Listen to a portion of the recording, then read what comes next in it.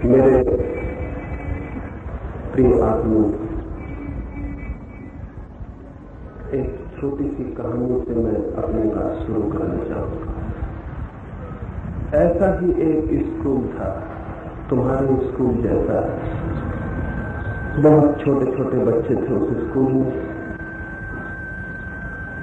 ऐसी ही सुबह होगी, स्कूल खुला होगा और एक इंस्पेक्टर स्कूल के निरीक्षण के लिए आया। उसे स्कूल की बड़ी कक्षा में ले जाया गया। उसने उस स्कूल के छोटे छोटे बच्चों से कहा कि तुम्हारी कक्षा में जो 3 बच्चे सबसे ज्यादा आगे हों, जो पहला हो, दूसरा हो, तीसरा हो, उन तीनों बच्चों को मैं एक के बाद एक बुलाऊंगा। वो आके बोर्ड पर सवाल हल करे। पहला बच्चा उठ के आया, उसने सवाल हल किया। फिर दूसरा बच्चा भी उठ के आया, उसने भी सवाल हल किया। फिर तीसरा बच्चा उठ के आया, लेकिन उठते समय वो थोड़ा झिझका, डरा।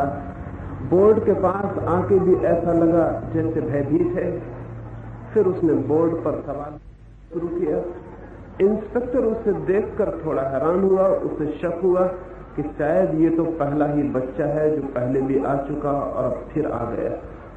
उसने उस बच्चे को रोका और पूछा कि मुझे तुम्हारा चेहरा पहचाना हुआ मालूम पड़ता है। लगता है कि तुमने पहली बार भी आके सवाल हल किया था। क्या तुम वही लड़के नहीं हो? उस लड़के ने कहा, मैं लड़का तो वही हूं, लेकिन उस हैसियत से नहीं आया हूं। मैं अब हमारी कक्षा के तीसरे लड़के की जगह आया हूं। तीसरा लड़का हमारी कक्षा का क्रिकेट का मैच देखने चला गया है। मुझे कह गया है उसकी कोई जरूरत पड़े तो मैं उसकी जगह काम कर दूं। इंस्पेक्टर तो बहुत नाराज हुआ। उसने कहा, कोई आदमी किसी दूसरे की जगह परीक्षा नहीं दे सकता है। ये तो बेईमानी सीखने की शुरुआत हो गई। वो बहुत नाराज हुआ। उस बच्चे ने क्षमा मांगी, अपनी जगह जाकर बैठ गया। तब वो इंस्पेक्टर स्कूल के शिक्षक की तरफ मुड़ा। शिक्षक बोर्ड के पास चुपचाप खड़ा था। उस इंस्पेक्टर ने उस शिक्षक को कहा कि आप क्यों चुपचाप खड़े रहे? हो सकता था मैं ना भी पहचान पाता और वो लड़का धोखा दे जाता, लेकिन आपको तो रोकना चाहिए था। आप तो लड़के को पहचानते ही होंगे। उस शिक्षक ने कहा, क्षमा करें, मैं इस कक्षा का शिक्षक नहीं हूं, मैं तो पड़ोस की कक्षा का शिक्षक हूं, लड़कों को मैं पहचानता नहीं। इस कक्षा का शिक्षक क्रिकेट का मैच देखने चला गया और मुझे कह गया है कि अगर जरूरत पड़ जाए तो मैं उसकी जगह खड़ा हो जाऊं। मैं उसकी जगह खड़ा हुआ। तो इंस्पेक्टर तो और भी नाराज हुआ। उसने कहा, बच्चे ही दूसरे की जगह खड़े होकर धोखा नहीं दे रहे हैं, आप भी धोखा दे रहे हैं। ये तो आपकी नौकरी नहीं चलनी चाहिए। उसने अपना रजिस्टर निकाल के शिक्षक के खिलाफ लिखना चाहा। गरीब शिक्षक घबरा गया, हाथ जोड़ने लगा, पैर पड़ने लगा। कहा, अब दोबारा ऐसी भूल नहीं करूंगा। उस इंस्पेक्टर को दया आ गई और उसने कहा कि इस बार तुम बच जाते हो, क्योंकि मैं असली इंस्पेक्टर नहीं हूं। असली इंस्पेक्टर क्रिकेट का मैच देखने चला गया। मैं उसका पड़ोसी हूं। मुझसे कह गया है कि कोई काम पड़े तो जाके मैं निरीक्षण करूं। इस कहानी से क्यों मैं शुरू करना चाहता हूं? इस पूरे देश की कहानी ऐसी हो गई। छोटे से बच्चे से लेकर देश के बड़े राष्ट्रपति तक सब धोखा है, सब बेईमानी। छोटे से आदमी से लेकर बड़े से बड़े आदमी तक आत्मवंचना है, वंचना है। सारा देश एक बड़ी बेईमानी में, सारा देश एक बड़ी अनैतिकता में, सारा देश एक धोखाधड़ी में उलझा हुआ है। लेकिन कोई इसे कहना नहीं चाहता है। कोई इस बात को स्वीकार नहीं करना चाहता है। कोई इस बीमारी को साफ साफ देखने को राजी नहीं है। और अगर कोई बीमारी ठीक ठीक न पहचानी जा सके तो उसका इलाज असंभव हो जाता है। लेकिन अगर हम बीमार को बीमार कहें तो बीमार नाराज होता है। बीमार भी यही सुनना पसंद करता है कि वो बिल्कुल स्वस्थ है। और हम तो इस देश में झूठी बातें सुनने के इतने आदी हो गए हैं कि जिसका कोई हिसाब नहीं। शायद इसीलिए हम झूठी बातें सुनने के आदी हो गए हैं कि सच्ची बातें कहने जैसी हमारे व्यक्तित्व में बिल्कुल नहीं है। झूठी बातों को कह के ही हम मन को समझा देते हैं।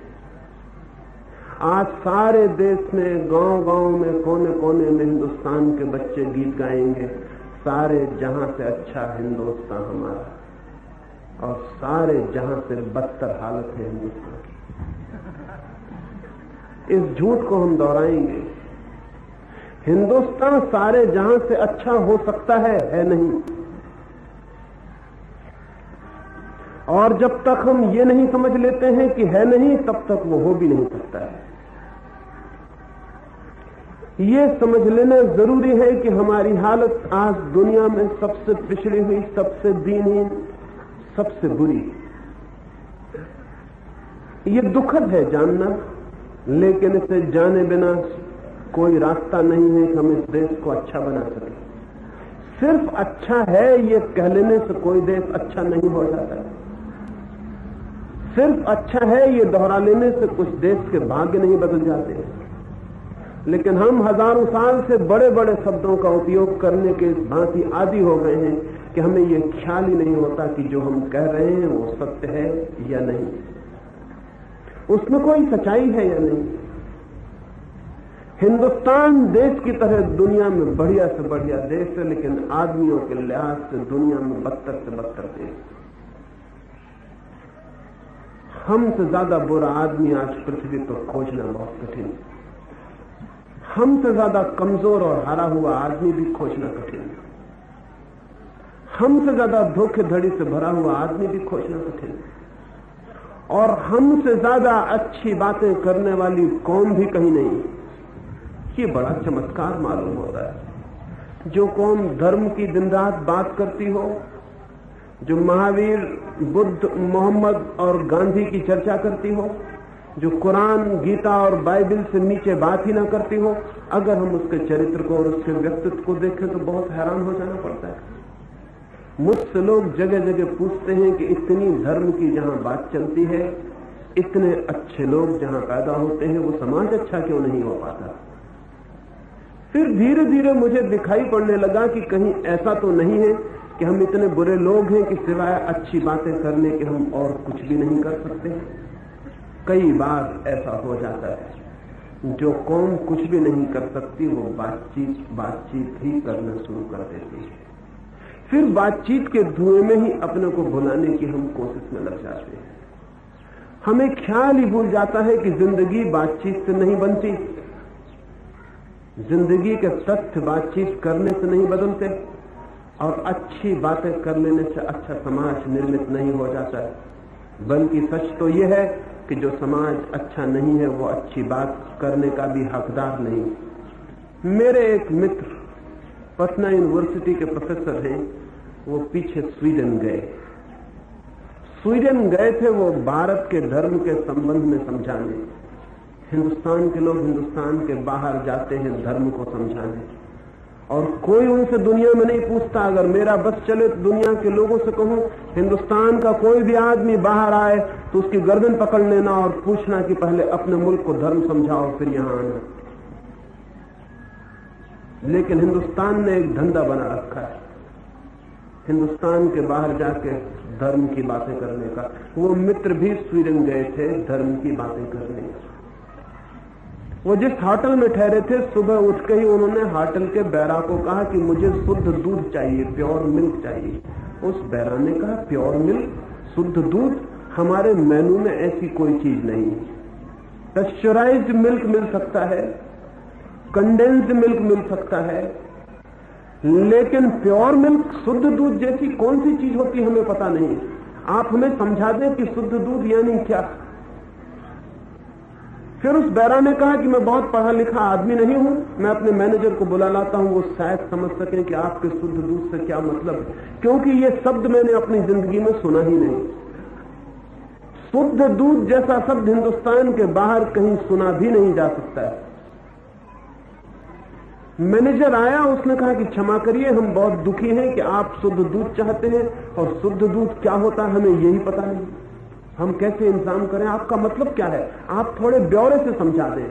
तो उन मित्र ने कहा कि मैं ऐसा दूध चाहता हूं जिसमें पानी ना मिला हो। तो उस मैनेजर ने कहा लेकिन दूध में पानी मिलेगा ही किस लिए,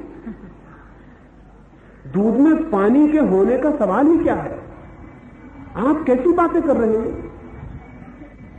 हम दूध में पानी क्यों मिलाएंगे? उन मित्र ने कहा कि आप नहीं मिलाते हैं तो ठीक है, हम इसी तरह के दूध को शुद्ध कहते हैं जिसमें पानी न मिलाया गया। तो वो मैनेजर पूछने लगा, आप आते कहां से हैं, क्या वहां दूध में पानी मिलाया जाता है? वो मित्र कहने लगे, पहले मिलाया जाता था दूध में पानी, अब तो पानी में दूध मिलाया जाता है जहां से हम आते हैं। वो मैनेजर उनसे कहने लगा, और आप धर्म के संबंध में यहां बोलने आए? आप धर्म के संबंध में यहां बोलने आए? अभी मैंने अखबारों में देखा कि स्वीडन में अगर 6 आने सेर दूध मिलता है तो स्वीडन के ग्वालों ने सरकार से निवेदन किया कि हम 1 पैसा दाम बढ़ाना चाहते हैं, 6.25 आने सेर करना चाहते हैं। मैं दंग हुआ पढ़ के, हमारे मुल्क का ग्वाला सरकार से कहेगा कि हम 1 पैसा दाम बढ़ाना चाहते हैं। हिंदुस्तान का ग्वाला नहीं कहेगा, कोई नहीं कहेगा। 1 छटाक पानी मिला देगा, आधा सेर पानी मिला देगा। 1 पैसा बढ़ाने के लिए सरकार से निवेदन करने की जरूरत। और मैं और भी हैरान हुआ कि स्वीडन की पार्लियामेंट में इस पर विचार चला कि 1 पैसा दाम बढ़ाने दिया जाए ग्वालों को या नहीं। कमीशन नियुक्त हुआ और उसने जांच की कि ग्वालों की मांग सही है या झूठ। 1 पैसे की मांग के लिए, और ग्वाले भी 1 पैसे की मांग करते हैं। बड़े नासमझ ग्वाले हैं, बड़े भौतिकवादी ग्वाले हैं। धार्मिक ग्वाले तो पानी मिला देते और पैसे का सवाल ही न था। वो जो कृष्ण को मानने वाले ग्वाले हैं, जो कहते हैं कृष्ण गोपाल की पूजा करते हैं और गौ को माता कहते हैं, वो पानी मिला देते हैं। हैरान होंगे हम जान के कि कलकत्ते में, बंगाल में गायों के साथ जबरदस्ती दूध निकालने के लिए जो किया जाता है, वैसा अनाचार दुनिया में कहीं नहीं किया जाता। उनकी योनि में डंडे डालकर धक्के दिए जाते हैं ताकि घबराहट में उनका दूध ज्यादा छूट जाए। और हिंदुस्तान गौ को माता मानता है, और हिंदुस्तान धार्मिक देश। और स्वीडन के नास्तिक लोग, भौतिकवादी, मटेरियलिस्ट, वो 1 पैसा बढ़ाने के लिए सारे मुल्क के ग्वालों ने सरकार से कहा कि 1 पैसा हमें बढ़ाना है, क्योंकि इतने में हमारा काम नहीं चलता, 1 पैसा बढ़ाना जरूरी है। कमीशन ने रिपोर्ट दी कि उनकी मांग जायज, वो 1 पैसा बढ़ाया जाना चाहिए। अगर हिंदुस्तान में किसी को 1 पैसा बढ़वाना हो तो 1 रुपए की मांग करनी पड़ेगी, तब मुश्किल से 1 पैसा बढ़ सकता है। क्योंकि सरकार भी जानती है कि कोई मांग जायज नहीं होती, और मांग करने वाले लोग भी जानते हैं कि अगर 1 पैसा चाहना हो तो कम से कम 100 पैसे की मांग करो, तब 1 पैसा बढ़ सकता है। वो भी नाजायज मांग करते हैं। 1 पैसे की मांग जायज थी, लेकिन कमीशन ने यह भी कहा कि जनता पर बहुत भार है, इसलिए जनता से 1 पैसा नहीं लिया जा सकता। और ग्वालों की मांग सच है, उन्हें 1 पैसा मिलना चाहिए। सरकार 1 पैसा दे दे, ग्राहक पर बोझ नहीं पड़ना चाहिए। सरकार ने तय किया और वो 1 पैसा ग्वालों का बढ़ा दिया गया, लेकिन वो 1 पैसा सरकार देगी, वो 1 पैसा जनता नहीं देगी। हम सोच ही नहीं सकते कि 1 पैसे के लिए पार्लियामेंट को इतने परेशान होने की जरूरत है। ये हमारी कल्पना के बाहर है। हम तो सस्ती तरकीबें निकालते हैं, शॉर्टकट निकालते हैं। क्यों मुल्क के नेताओं को तकलीफ दो, क्यों पार्लियामेंट परेशान हो? थोड़ा पानी मिला दो, नल जगह जगह है, थोड़ा खोल दो। उन मित्र को उस मैनेजर ने कहा कि मैं आश्चर्य हूं कि आप धर्म की शिक्षा देने यहां आए और आपके मुल्क में लोग दूध में पानी मिलाते हैं या पानी में दूध मिलाते हैं। बड़ी हैरानी की बात। कैसे लोग हैं वो जिनको धार्मिक होने का भ्रम? हमें धार्मिक होने का अद्भुत भ्रम है, और हमारे व्यक्तित्व में धर्म का कोई भी संबंध नहीं है। मंदिरों में हम जाते हैं, मस्जिदों में हम जाते हैं, धर्म गुरुओं के पास बैठते हैं, संतों और फकीरों की बातें सुनते हैं, लेकिन हमारे जीवन में सच्चाई का, ईमानदारी का, चरित्र का कोई भी हिस्सा नहीं। क्या हो गया है? ये दुर्भाग्य क्यों हो गया है? इस दुर्भाग्य के पीछे कुछ बुनियादी बातें होनी चाहिए। ये दुर्भाग्य आकस्मिक नहीं हो सकता, अचानक नहीं हो सकता। और अगर हम उन बुनियादी बातों की खोजबीन नहीं करते हैं तो ये दुर्भाग्य और बड़ा होता चला जाएगा, और हम अपने देश में कभी सौभाग्य का जन्म नहीं देख सकेंगे। उनमें पहली बात यह है कि हम बड़े बड़े शब्दों का और झूठे शब्दों का प्रचार करने के आदी हो गए। और ध्यान रहे, अगर बहुत प्रचार किया जाए तो खुद को भी ख्याल नहीं आता कि जो हमने प्रचार किया था वो झूठ। सारी दुनिया के गुरु हैं हम, जगत गुरु हैं, हम अपने ही मुंह से प्रचार करते रहते हैं और धीरे धीरे हमें ये बात ही भूल गई है कि हमारी गुरु होने की कोई हैसियत नहीं। हम दुनिया के शिष्य भी हो जाएं, जगत शिष्य भी हो जाएं तो ठीक है, हमें गुरु होने का तो कोई सवाल नहीं। लेकिन हमें ख्याल ही नहीं आता। मैं भी एक छोटे से गांव में गया, उस गांव में एक छोटी सी मैंने दुकान देखी। वो दुकान लोहे की कुछ कुर्सियां वगैरह बनाती है, लेकिन बोर्ड उस पर लगा हुआ है इंटरनेशनल स्टील कॉर्पोरेशन, अंतरराष्ट्रीय स्टील निगम। गांव छोटा सा, फर्नीचर लोहे का बनाते हैं, छोटी सी दुकान है, लेकिन नाम है अंतरराष्ट्रीय स्टील कॉर्पोरेशन। एक गांव में पनागर का एक कवि इकट्ठा हो जाए, लखनदौन का एक कवि इकट्ठा हो जाए, कालादेही का एक कवि इकट्ठा हो जाए और अखिल भारतीय कवि सम्मेलन शुरू हो जाए। किसी को ख्याल ही नहीं आता कि शब्द का कोई अर्थ होता है, शब्द का कोई प्रयोजन होता है। एक अंग्रेज यात्री भारत से वापस लौटा और उसने अपनी डायरी में लिखा है कि भारत में शब्दों को कोई सीरियसली नहीं लेता है, इसलिए भारतीय शब्दों का कोई बहुत अर्थ नहीं लेना चाहिए। मैं भी उसकी डायरी पढ़ रहा था, मैं दंग हुआ। उसने ये उल्लेख किया है कि भारतीय शब्दों का कोई अर्थ नहीं है, क्योंकि किन्हीं भी शब्दों का किसी भी तरह उपयोग किया जाता है।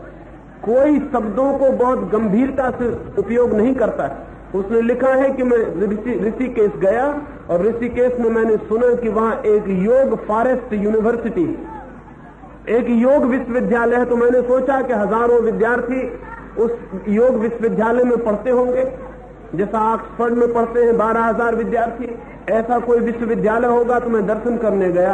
एक छोटे से मकान पर तख्ता लगा हुआ है और लिखा हुआ है योग फॉरेस्ट यूनिवर्सिटी, योग विश्वविद्यालय। भीतर जाके मैंने पूछा, वहां कोई भी नहीं है, सिर्फ एक आदमी रहता है।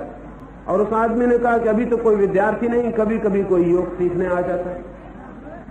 तो ये विश्वविद्यालय कैसे हो गया? लेकिन हमें ख्याल ही नहीं आता। हम अपने अहंकार की घोषणाएं किसी भी भांति करते चले जाते हैं। इसी तरह की ये भी घोषणा है कि सारे जहां से अच्छा हिंदुस्तान हमारा। कौन कहेगा ये? न हमारे पास वस्त्र है, न हमारे पास भोजन है, न हमारे पास स्वस्थ शरीर है, न हमारे पास उम्र है, आयु है, न हमारे पास रहने के मकान है, न हमारे पास काम है, न हमारे पास उत्पादन के साधन है, न हमारे पास आत्मा है, न हमारे पास बुद्धि का विकास है। फिर भी हम दुनिया में सबसे अच्छा अपने को कहे चले जाते हैं। ये झूठ बंद होने चाहिए। हमें जानना चाहिए कि हम क्या हैं और कहां हैं। माना कि असलियत बहुत दुखद है, ये भी माना कि उसे स्वीकार करने में भी मन को पीड़ा होती है, लेकिन घाव को देखना अच्छा है बजाय ढांक लेने के, बीमारी को पहचानना अच्छा है बजाय बुला देने के, क्योंकि बुलाने से और ढांक लेने से कोई घाव कभी भी समाप्त नहीं होता। जानने से, पहचानने से उसका इलाज भी किया जा सकता है। इस बात को समझ लेना बहुत ही जरूरी है कि आज हमसे दीनहीन पृथ्वी पर और कोई भी नहीं। और इसका कारण ये नहीं है कि हमारा देश दीनहीन होने को मजबूर है। इसका कुल कारण इतना है कि देश को दीनहीन बनाने में हम सारे लोग सहयोगी हैं, अन्यथा देश महान भी हो सकता है, समृद्ध भी हो सकता है, शक्तिशाली भी हो सकता है। लेकिन हमें ख्याल ही नहीं पैदा होता इस बात का, हमें ये स्मरण ही नहीं आता। हमारी समझ ही कहीं जैसे भटक गई है हजारों वर्ष से, और हमें पहचान में भी ये बात नहीं रह गई है कि इस देश को सौभाग्यशाली बनाना है तो कविताएं करके सौभाग्यशाली नहीं बनाया जा सकता, न ऊंचे गुणगान से सौभाग्यशाली बनाया जा सकता है। सौभाग्यशाली बनाना है तो श्रम करना होगा, मेहनत करनी होगी, समझना होगा, जीवन के विज्ञान को विकसित करना होगा। एक बात इसलिए प्राथमिक रूप से ये कहना चाहता हूं, हम बड़े शब्दों का उपयोग बंद कर दें और अपनी स्थिति के अनुकूल शब्दों की खोज करें। दूसरी बात ये कहना चाहता हूं कि इन बड़े शब्दों के व्यवहार के कारण, इन बहुत बड़े बड़े शब्दों के निरंतर उच्चारण के कारण, इन बड़े बड़े शब्दों की घोषणाओं के कारण हम तथ्यों को देखने में धीरे धीरे अंधे हो गए। तथ्यों और फैक्ट्स के संबंध में हमारी कोई जानकारी, कोई पहचान, कोई प्रतिभिज्ञा नहीं रह गई। हम पहचान ही नहीं पाते कि तथ्य क्या है। रूस की औसत उम्र 68 वर्ष है, स्वीडन की औसत उम्र 72 वर्ष है, 80 वर्ष तक की औसत उम्र के लोग दूसरी कौमें हैं। हमारी औसत उम्र 30 साल के आसपास अटकी हुई है। हम अपनी औसत उम्र नहीं बढ़ा पाते हैं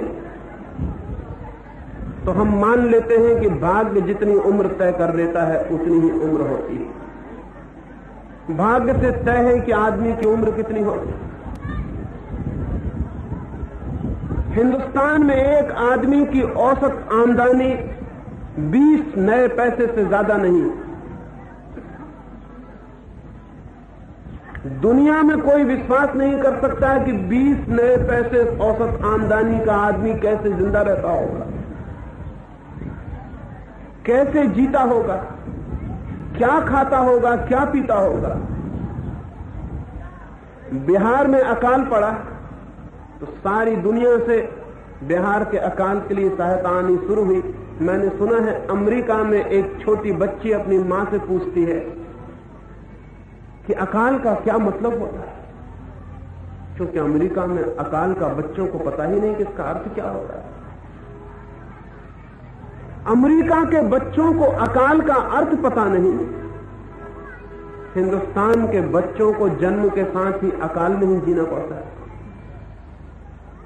वो अमेरिका की बच्ची को उसकी मां कहती है कि अकाल का मतलब यह है कि उन लोगों के पास रोटी नहीं है खाने को। तो वो छोटी बच्ची कहती तो फिर बिस्कुट, आइसक्रीम, ये चीजें वो क्यों नहीं खा लेते? उसकी मां कहती है पागल, उनके पास बिस्कुट आइसक्रीम भी नहीं है। तो उनकी छोटी बच्ची कहती तो फिर उनके फ्रीज में फल वगैरह तो होंगे, वो फल क्यों नहीं खा लेते? वो बच्ची वही कहती जो उसके घर में है। उसकी मां कहती पागल, उन्हें फ्रीज का पता ही नहीं कि फ्रीज क्या होता है। वो बच्ची कहती बड़े अजीब लोग हैं, उनके पास फ्रीज भी नहीं, फल भी नहीं, बिस्कुट भी नहीं, रोटी भी नहीं, तो वो क्या कर रही है इतने दिनों से? ये चीजें कहां खो गई? वो बाजार से क्यों नहीं खरीद लेते? उसकी मां कहती लेकिन उनके पास पैसे भी नहीं।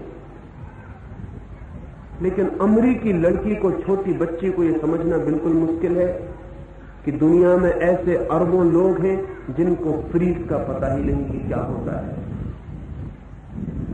करोड़ों बच्चे हैं जिन्हें बिस्कुट का कोई पता नहीं। करोड़ों बच्चे हैं जो अकाल में ही पैदा होते हैं, अकाल में ही जीते हैं और समाप्त होते हैं। आज अमेरिका के बच्चों को ये समझना बिल्कुल मुश्किल है। ये उनकी कल्पना के बाहर है, ये उनके हिसाब के बाहर है। लेकिन ये क्या हो गया? क्या हमारी जमीन बांझ है? क्या हमारी जमीन पैदा नहीं कर सकती? क्या अमेरिका की जमीन में कोई विशेषता है? नहीं, हमारी जमीन बहुत समृद्ध, बहुत पैदा कर सकती है, लेकिन हमारी बुद्धि बांझ है, हमारी शक्ति बांझ है, हमारी आत्मा मर गई है, हम कुछ भी नहीं कर पाते। हिरोशिमा में एटम बम गिरा 20 साल पहले। जिन लोगों ने जाके उस एटम बम की जलती हुई बस्ती को देखा, राख हो गई बस्ती को, उन्होंने समझा कि अब हिरोशिमा में कभी भी कुछ नहीं होगा, वो हमेशा के लिए नष्ट हो गया। 1,20,000 लोग एकदम जल के राख हो गए, मकान जमीन से मिल गए, वृक्ष समाप्त हो गए, पक्षी मर गए, वहां कोई जीवन न रहा, सपाट जला हुआ मैदान रह गया। आज 20 साल बाद जो हिरोशिमा देखने जाते हैं वो दंग रह जाते हैं। आज हिरोशिमा से ज्यादा सुंदर बस्ती पृथ्वी पर दूसरी नहीं। और हिरोशिमा के लोग अकड़ के ये बात कहते हैं कि अच्छा हुआ एटम गिर गया, हमारा पूरा गांव नया हो गया, नई सड़कें, नए मकान, सब नए बगीचे, सब नया हो गया। आज जापान में हिरोशिमा और नागासाकी सुंदरतम गांव हो गए। 20 साल पहले जो जल के राख हो गए थे, 20 साल में वो फिर से स्वर्ग बन गए। हम न कभी जले, न हम कभी राख हुए, लेकिन फिर भी हम स्वर्ग नहीं बना पाते, फिर भी हम कुछ नहीं बना पाते। जर्मनी हर 15-20 साल में युद्ध से गुजरा, हर बार बर्बाद हो गया, 15-20 साल में फिर शक्तिशाली हो जाता है, फिर खड़ा हो जाता है। हम महाभारत के बाद किसी बड़े युद्ध से नहीं गुजरे, और कौन जाने महाभारत कभी हुआ या नहीं हुआ। हो सकता है वो सिर्फ कहानी हो, और अगर हुआ भी होगा तो 5000 साल पहले कभी हुआ होगा। महाभारत के बाद हम किसी बड़े युद्ध से नहीं गुजरे, हमने कोई बर्बादी नहीं देखी, लेकिन हम बर्बाद ही बर्बाद होते चले जाते हैं। दुनिया में कौमें बर्बाद होती हैं, 10 साल में पुनरुज्जीवित हो जाती हैं। मालूम होती है उनके पास कोई आत्मा है, कोई आत्मा है जो मरने से इंकार करती है, जो लड़ती है और फिर जीवित हो जाती है। हमें देख के ऐसा लगता है हमारे पास कोई आत्मा नहीं, ये आत्मा हमारी खो कैसे गई। और हम आत्मवादी लोग हैं, हम आत्मा ही आत्मा की सुबह से रात तक बात करते हैं कि आत्मा अमर है, आत्मा मरती नहीं। और हमें कोई देखे तो पता चलता है कि हमारे भीतर कोई आत्मा ही नहीं। जापान या जर्मनी जैसे लोग कह सकते हैं कि उनके पास आत्मा है। जर्मनी में 1 करोड़ लोगों की हत्या हुई पिछले महायुद्ध में। 1 करोड़ लोग जब किसी मुल्क में हत्या होती तो लाशें पुर गई, लाशों को फेंकना मुश्किल हो गया। बर्लिन तक ठेठ सारे देश के मकान बर्बाद हो गए, सारे बड़े विश्वविद्यालय, सारे मकान गिर गए, सब आग से जल गए, सब बर्बाद हो गए। आज कोई जाके देखे निशान नहीं मिलेगा कि कभी 20 साल पहले यहां बम गिरे थे, कोई निशान नहीं मिलेगा। सब नया हो गया, फिर उन्होंने बता लिया। अजीब बात है। और ये सारे लोग चिल्ला के नहीं कहते फिरते कि उनका देश दुनिया में सबसे अच्छा है। उनके देश को देख के लगता है कि वो अच्छा है, उनकी हिम्मत देख के लगता है कि वो अच्छा है। हम सिर्फ बातचीत किए चले जाते हैं। नहीं, ऐसे नहीं चलेगा। ये बातचीत बहुत हो चुकी, अब आगे नहीं होनी चाहिए। आने वाले बच्चों को हम बातचीत करना नहीं सिखाना चाहते हैं, उन्हें हम कुछ तथ्यों को बदलने की हिम्मत और ताकत देना चाहते हैं। ये तुम छोटे छोटे बच्चों के हाथ में होगा आने वाले दिनों में कि इस देश को कैसा बनाते हो। ये देश दुनिया में सबसे अच्छा बन सकता है, लेकिन अभी है नहीं। और अगर तुमने समझ लिया कि ये है तो फिर बनाने का कोई सवाल नहीं है, बात खत्म हो गई। अगर भिखमंगा समझ ले कि वो सम्राट है तो फिर भिखमंगा ही रहेगा, फिर सम्राट होने का प्रश्न क्यों करेगा? जो सम्राट है ही उसे प्रश्न करने की क्या जरूरत? हम चिल्ला के कहते रहते हैं कि भारत सोने की चिड़िया है। मैंने बहुत खोजबीन की, मुझे वो सोने की चिड़िया कहीं भी दिखाई नहीं पड़ती। और कब थी भारत की सोने की चिड़िया, वो भी मुझे दिखाई नहीं पड़ता। भारत हजारों साल से गरीब और दीन और दरिद्र। आज जितना समृद्ध है भारत, अगर इसको समृद्ध कहें, इतना भी समृद्ध कभी नहीं था। क्योंकि समृद्धि का एक लक्षण होता है, जैसे ही देश समृद्ध होता है उसकी जनसंख्या बढ़नी शुरू हो जाती है। हिंदुस्तान की जनसंख्या हजारों साल तक ठहरी हुई, जनसंख्या बढ़ती नहीं, क्योंकि बच्चे पैदा होते और मर जाते। 10 में से 7 बच्चे मरते रहे। अमीर बच्चों में से 10 में से 1 बच्चा मरता है समृद्ध मुल्कों का। और वो कहते हैं कि और मुल्क समृद्ध होगा तो 10 में से 1 भी बच्चे को नहीं मरने देंगे। गरीब मुल्कों के 10 में से 7 बच्चे मरते हैं। हिंदुस्तान की जनसंख्या बुद्ध के जमाने में 2 करोड़ थी, और कोई 2000 साल तक 2, 2.5, 3 करोड़ के बीच अटकती रही। संख्या इधर बढ़ी 200 वर्षों में, और आज जोर से बढ़ रही है। आज हमारे बच्चे एकदम मर नहीं जाते हैं, हालांकि जीते हैं मरे मरे, लेकिन एकदम मर नहीं जाते। इतनी हमारी समृद्धि है कि मरे मरे जीते चले जाते हैं। अभी तुम बच्चों की शक्ल में देखता हूं, तुम कभी रूस के बच्चों की किताब उठा के उनकी शक्ल देखना। उनकी किताब में पढ़ता हूं तो बंद कर देता हूं, मन होता है उसे देखना नहीं चाहिए, उनके बच्चों की तस्वीर देखना नहीं चाहिए। उनके बच्चों की तस्वीर को देखते छाती में तीर सा लगता है। हमारे बच्चे, उनके बच्चे जीवित मालूम पड़ते हैं। उनके बच्चों की रौनक और है, उनके बच्चों की आंखों की चमक और है, उनके बच्चों का शरीर कुछ और है। और हमारे बच्चे ऐसे लगते हैं जैसे दिया जल रहा हो और तेल ना हो भीतर, तो धुआं फैलता हो, थोड़ी पीली पीली रोशनी उठती हो जो बत्ती के जलने से पैदा होती, तेल के जलने से नहीं। ऐसा हमारा बच्चा दिखाई पड़ता है। उनके बच्चे कुछ और ही बात मालूम पड़ते हैं। ऐसा लगता है कि भीतर शक्ति का उबाल आया हुआ है।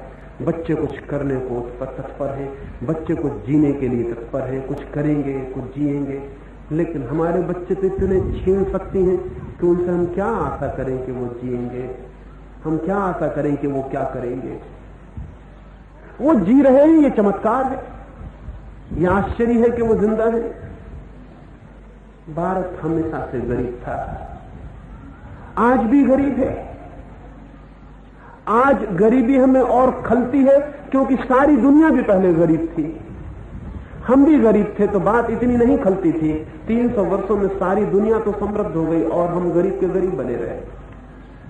300 वर्षों में सारी दुनिया ने अंबार लगा लिए। रूस की ट्रेनों में पिछले 5-7 वर्ष पहले तक कोयले की जगह गेहूं जलाया जाता था।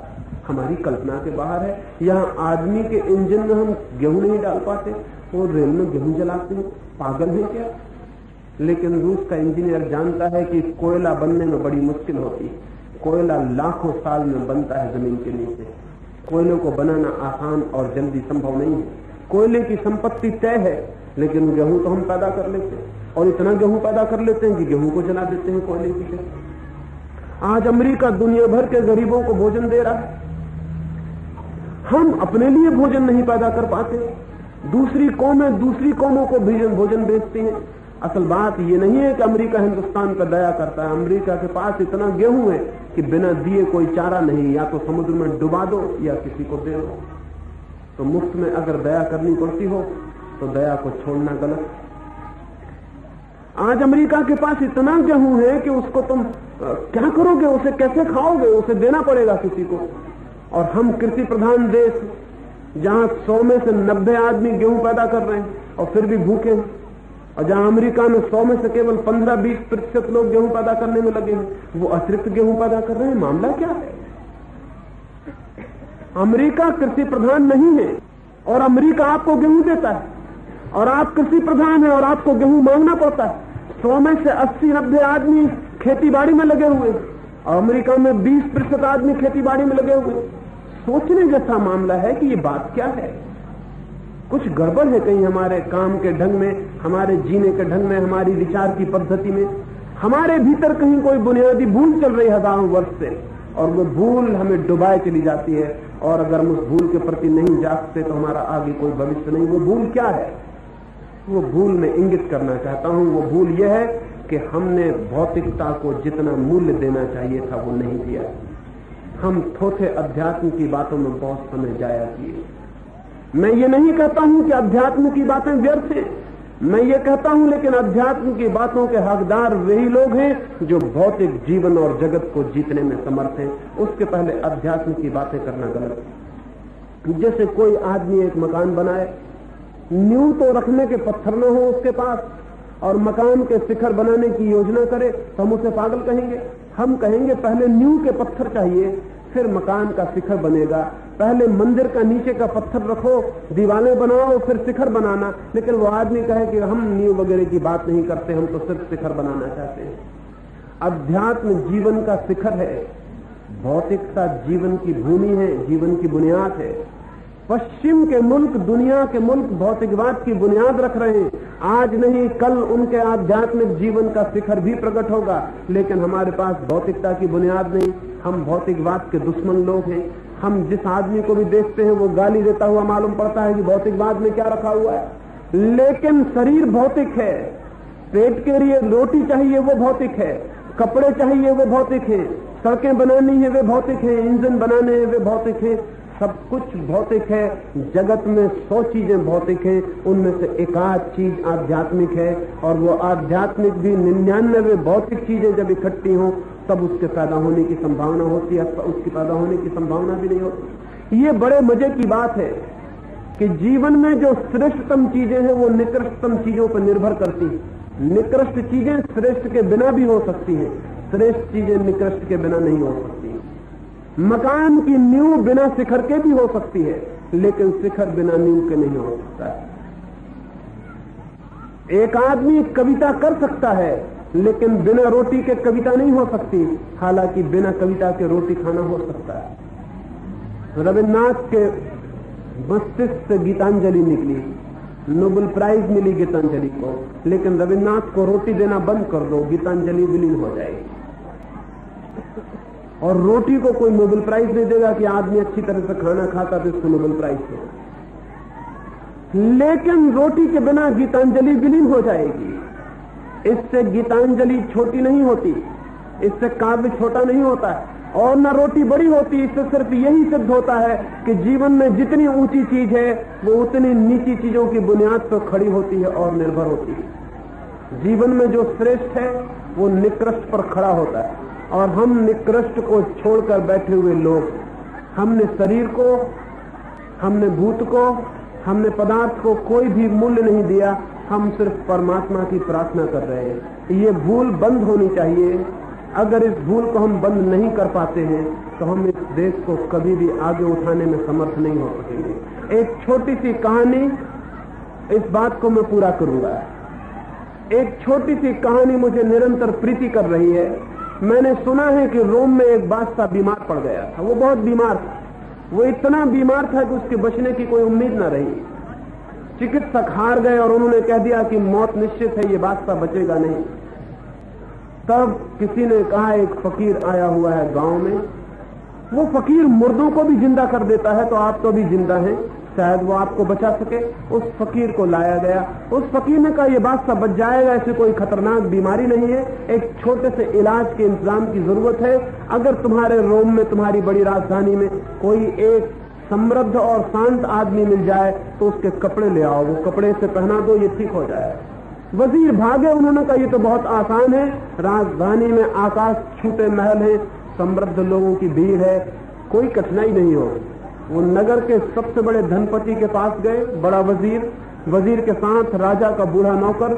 वजीर ने जाके उस समृद्ध धनपति को कहा कि आप अपने कपड़े दे दें, सम्राट मरण सैया पर पड़ा है। और किसी फकीर ने कहा है कि बच सकता है अगर किसी समृद्ध और शांत आदमी के कपड़े मिल जाए। उस धनपति ने कहा, मैं अपने प्राण दे सकता हूं राजा को बचाने के लिए, उसका बचाया जाना बहुत जरूरी है, लेकिन मेरे कपड़े काम नहीं आ सकेंगे। समृद्ध तो मैं बहुत हूं, लेकिन शांति से मेरा कोई परिचय नहीं है,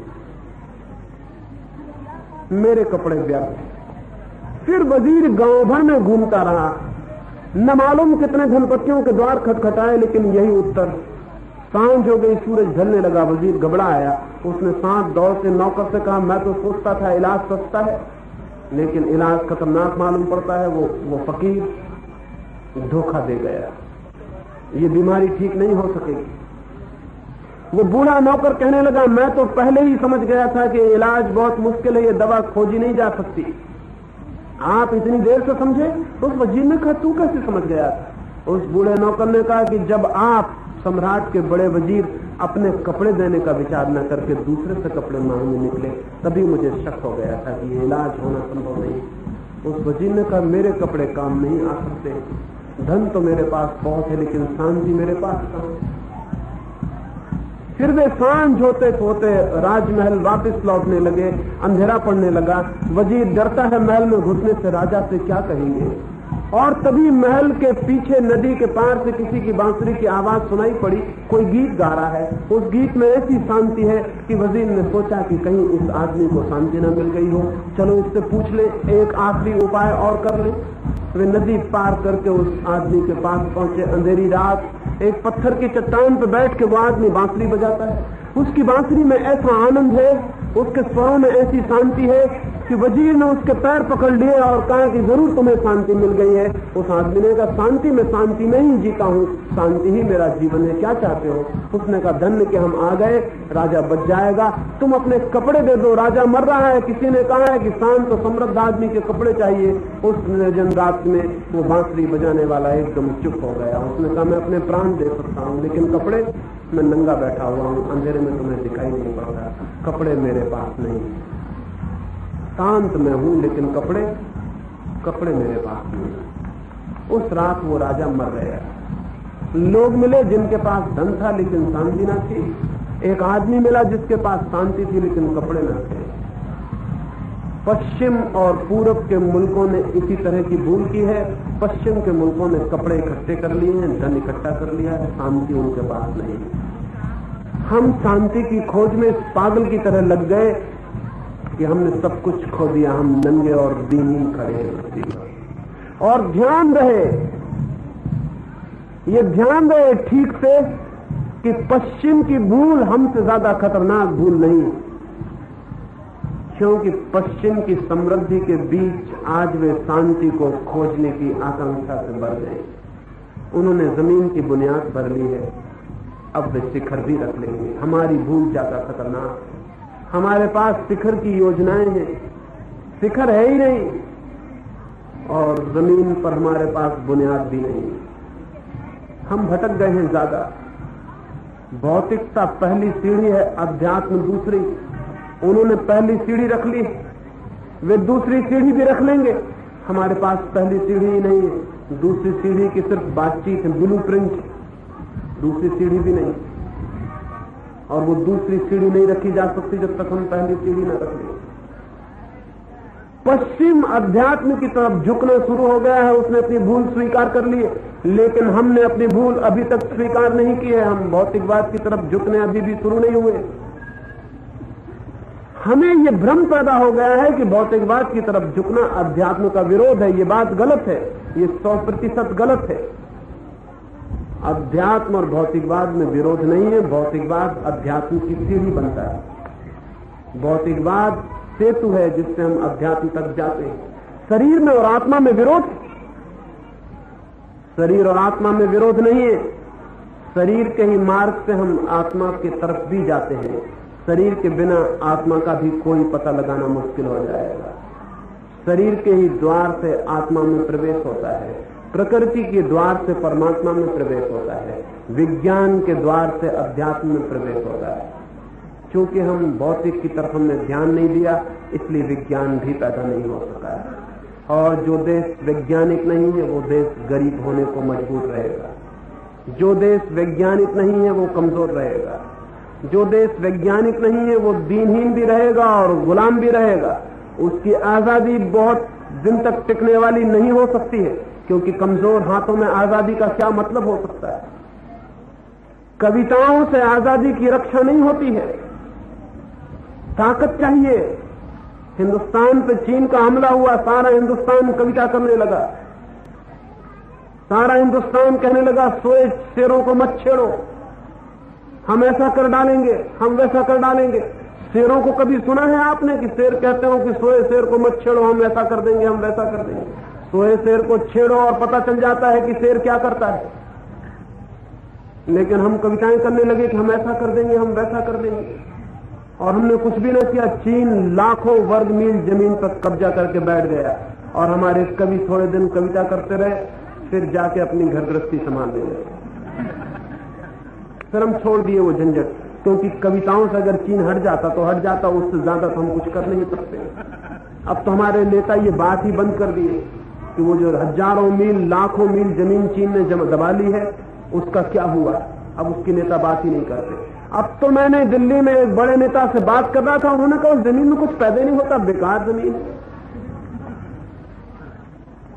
देश का नेता अगर ये कहे कि उस जमीन में कुछ पैदा नहीं होता, बेकार जमीन है, अपने मन को समझाने की बड़ी तरकीब निकाल रहे हैं। ये भी हम स्वीकार करने को राजी नहीं कि हम हार गए।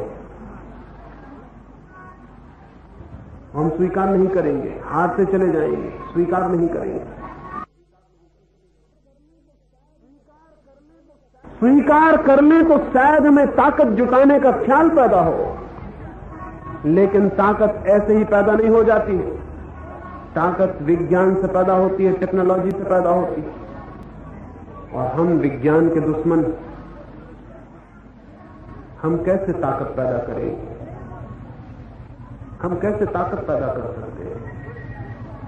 नहीं, इन कविताओं को दोहरा लेने से नहीं चलेगा काम। हमें कुछ करना पड़ेगा, और उस करने की दिशा में सबसे बुनियादी बात यह है कि भारत को आने वाले 50 वर्षों में वैज्ञानिक होना है और भौतिक जगत पर सामर्थ्य और शक्ति पैदा करनी है। और मेरा मतलब ये नहीं है कि भौतिक जीवन पर शक्ति पैदा करने का अर्थ धर्म को खोना है। मेरा मतलब यह है कि धर्म का शरीर भी भौतिकवाद ही बनता है, और अगर हम भौतिक शरीर को नहीं संभाल पाते तो आत्मा की हम बातें कर सकते हैं, आत्मा को भी संभाल नहीं सकते।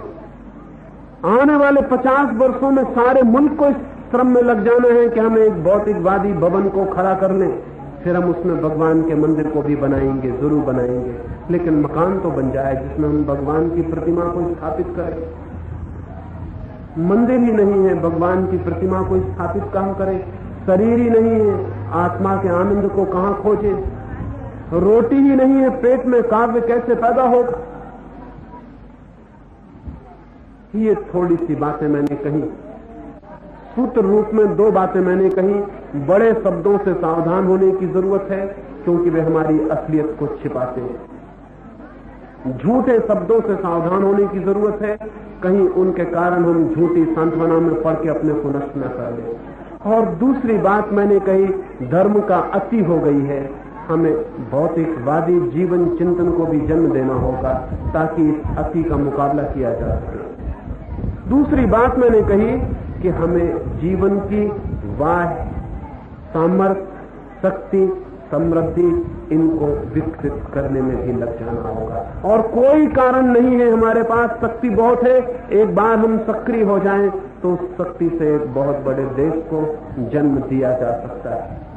भारत अतीत में महान नहीं था, लेकिन भविष्य में महान हो सकता है, और भगवान नहीं कर देगा उसे महान, उसे हमें श्रम करना होगा तो हम उसे महान कर सकते हैं।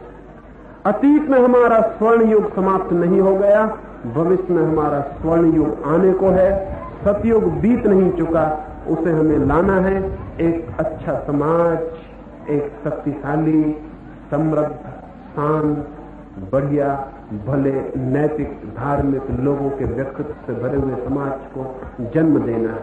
अगर ये आकांक्षा हमारे भीतर पैदा हो जाए तो हम उसे जन्म दे लेंगे, लेकिन हमने सपना देखना ही बंद कर दिया।